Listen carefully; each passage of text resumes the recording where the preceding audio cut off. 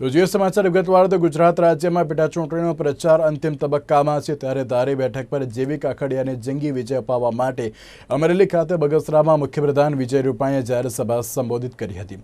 આ રેલીમાં સી.આર. પાટીલ સહિતના મોટા નેતાઓ હાજર રહ્યા હતા। તે ઉપરાંત જયેશ રાદડિયા, પ્રભારી મંત્રી જાડેજા, સાંસદ કાછડિયા, દિલીપ સંઘાણી સહિતના નેતાઓ હાજર રહ્યા હતા। ત્યારે આ તકે સીએમ વિજય રૂપાણી કોંગ્રેસ પર આકરા પ્રહાર કર્યા હતા અને તેમણે જણાવ્યું હતું કે કોંગ્રેસની નેતાગીરી સંપૂર્ણ નિષ્ફળ ગઈ છે અને બધા ગાંડા છે।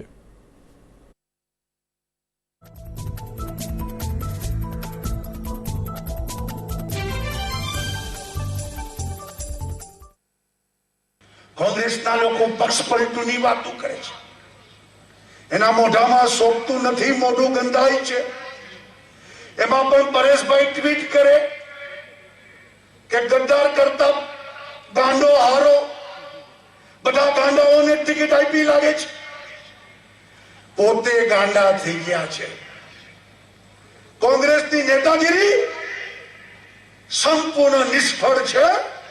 હતાશ નિરાશ થઈને ગાંડા ઘેલા કાઢી રહ્યા છે। સમજાતું જ નથી શું ચાલી રહ્યું છે। કોંગ્રેસ તૂટતી જાય છે।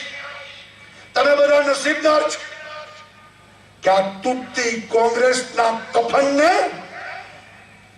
એની કબરમાં છેલ્લો ખીલો ઠોકવાનો આ ધારી બગસરા ખાંભા લોકોને તમને સદભાગ્ય પ્રાપ્ત થયું છે। કોંગ્રેસ નેતાગીરી વિહીન છે। રાહુલ ગાંધી સંપૂર્ણ નિષ્ફળ ગયા છે।